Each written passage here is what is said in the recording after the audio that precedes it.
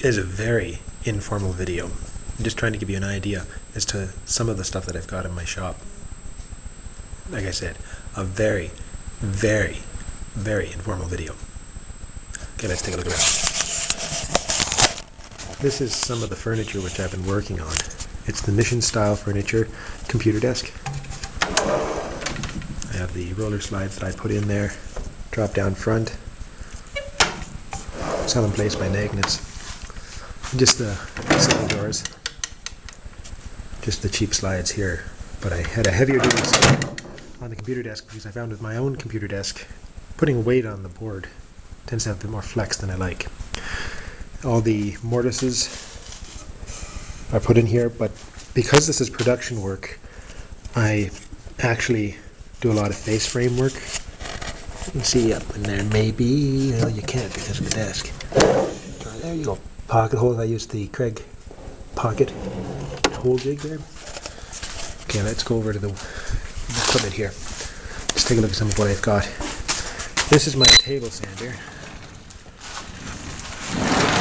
This is where I put my tabletops. And my belt spins around and I use my paddle here. And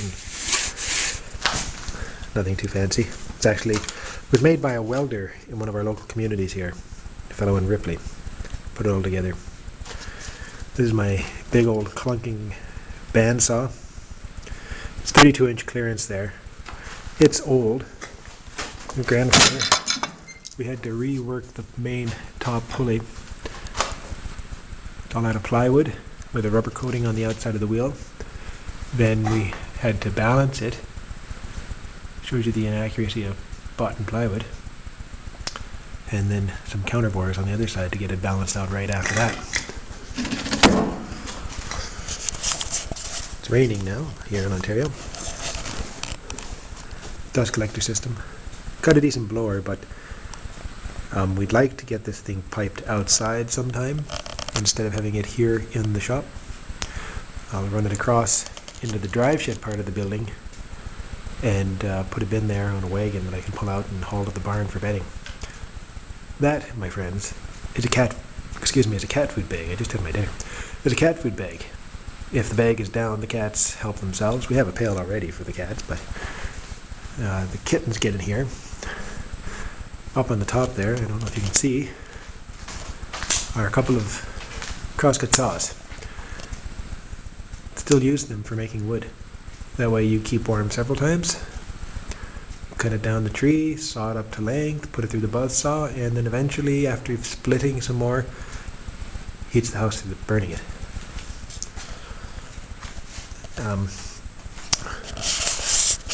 We've run primarily belt drive equipment. We have a line shaft system. Maybe I should show you that. Walk through the shop here. My fancy computer on my messy desk. Now, the shop is built onto a drive shed.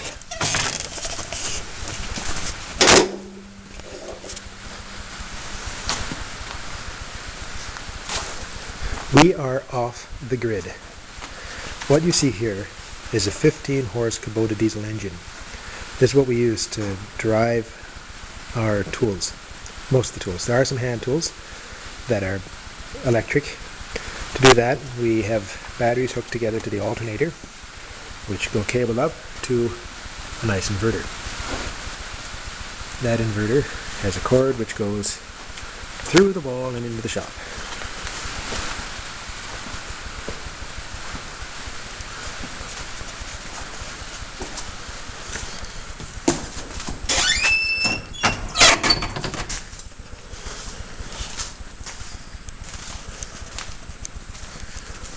Now, line shift technology, I mean, it's handy not being on the grid. I don't have to pay those absorbent rates to power the thing, but there are many disadvantages.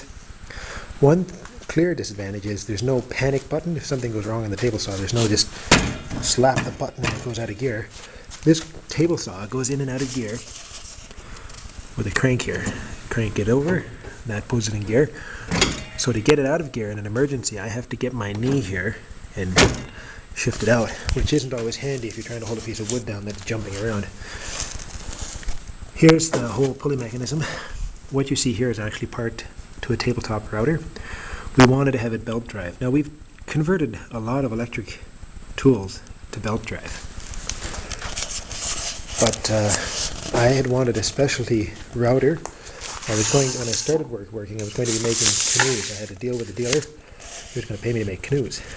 Well, in the end, he makes $3,500 on the canoe, and I got $700 for a month's work.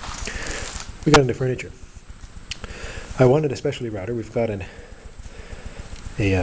why can't I think of the word for it? Anyway, we've got it attached right now for 1/4 inch. I can change that arbor, whatever it's called, put a 1/2 inch one in there. Then we put a fence here. Only later did I find out that General Tools has a shaper router, which would have been easy enough to convert to belt drive. And it might have been expensive, but by the time this whole contraption was created at one of our local shop guys, it cost me an arm and a leg.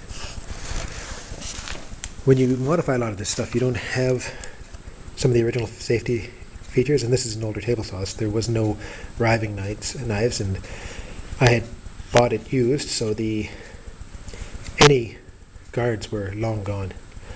Anybody who makes their own inserts, I would highly recommend that you take the time to put the set screws in. I was sawing up a piece of material, small little pieces of hard maple. This isn't hard maple, this is scrap oak, but anyway, hard maple. Running them through, and you get these little pieces of all-foul. You should clear those out of the way. But even if you don't, when we first made this insert, actually it was insert before this, there was no set screws. This set a little bit crooked. One of the pieces of cut-offs landed on the top of the table saw and came right back, and I can't say that I saw it, it was just a quick blur. It knocked the lens out of my glasses, bent the frame all out of shape, knocked the lens out, and I had quite the black eye for a while. Take the time, and the reason I figured out it happened is it was still binding afterwards, is that the cut-off pieces, because it was angled a bit, would fall into the saw from the vibration that the saw makes. And just get your tools level. Make sure things travel right.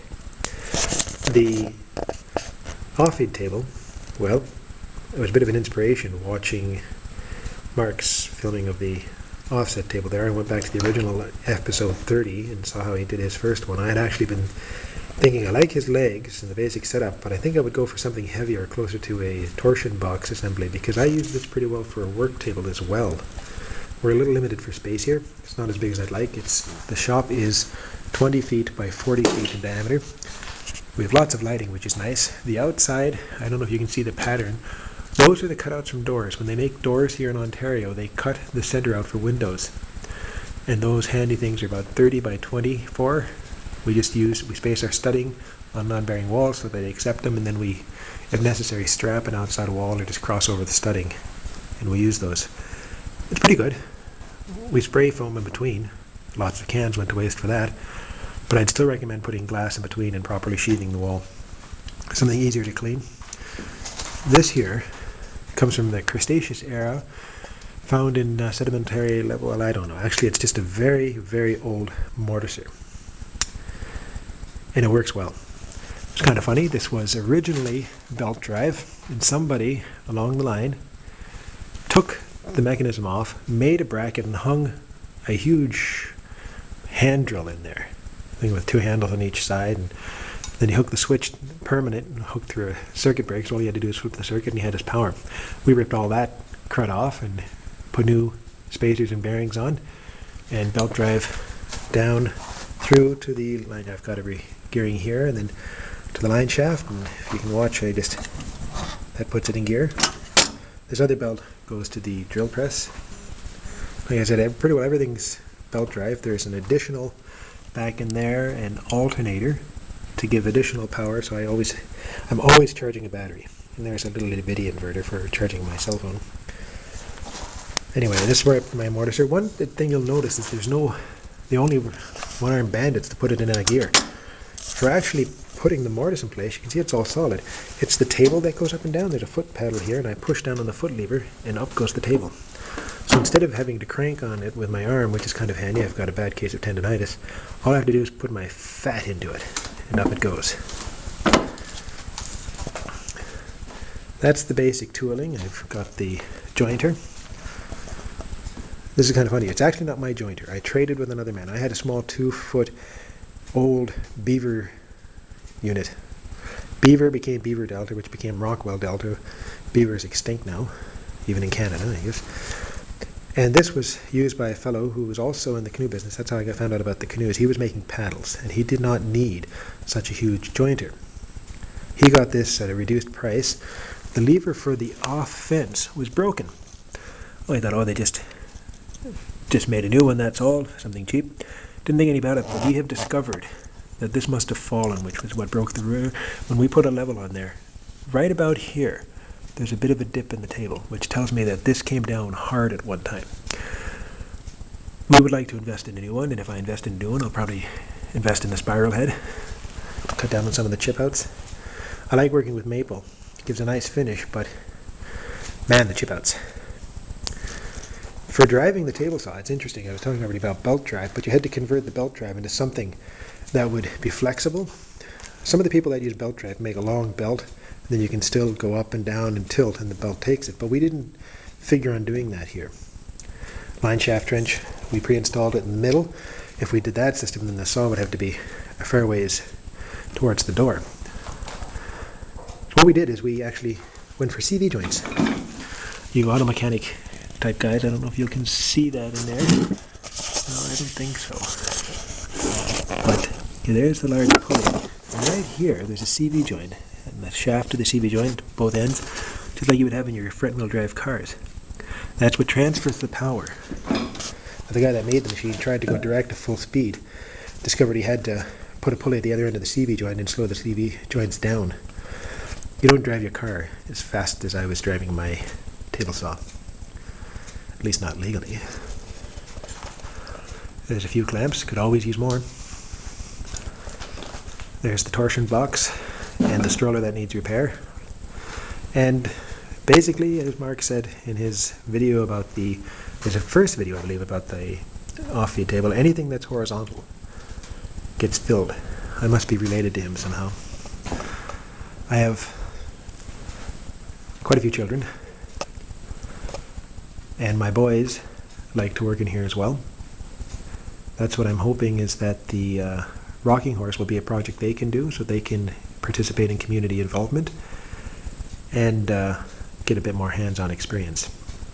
I really have to keep busy in the shop if possible. There's another one of the computer desks. The order was for 10 sets of computer desks, several nightstands, 6 sets of computer desks, 10 sets of coffee table end tables, and several nightstands. The nightstands are the ones with the handles on them. Otherwise, they're pretty well identical to the standard mission end table that I make. Again, when I do my custom work, I really like mortise and tenon, but for the price people are willing to pay, you almost can't afford for the time. Time is money. So we've kind of cheapened it to the face frame construction. It's pretty solid, but it's still not the same as taking the time to make proper mortise and tenons. We mortise for the spindles, but other than that, everything is face frame. I hope you forgive me for that. And a huge mirror my wife found someplace. And something I should really take advice to. There is a sheet up here my son ripped out of a woodworking magazine. An old one from Fine Woodworking. I don't know if I can zoom in on that well enough. Conquering Clutter. We put it up here to hope that I would take the advice. And, well, I'm not sure. Hey, cat, what are you doing in here? Get out. That's not the shop cat. So, we're in the middle of the project here. Hopefully when this one's finished, we get all this scrap put out of the way and get cleaned up and ready for the next project, which I assume will be probably about 10 queen-size mission beds and probably 6 kings. And any custom orders I can get in the meantime. You know, even my dealer said that people buy this imported stuff once, then they buy real furniture.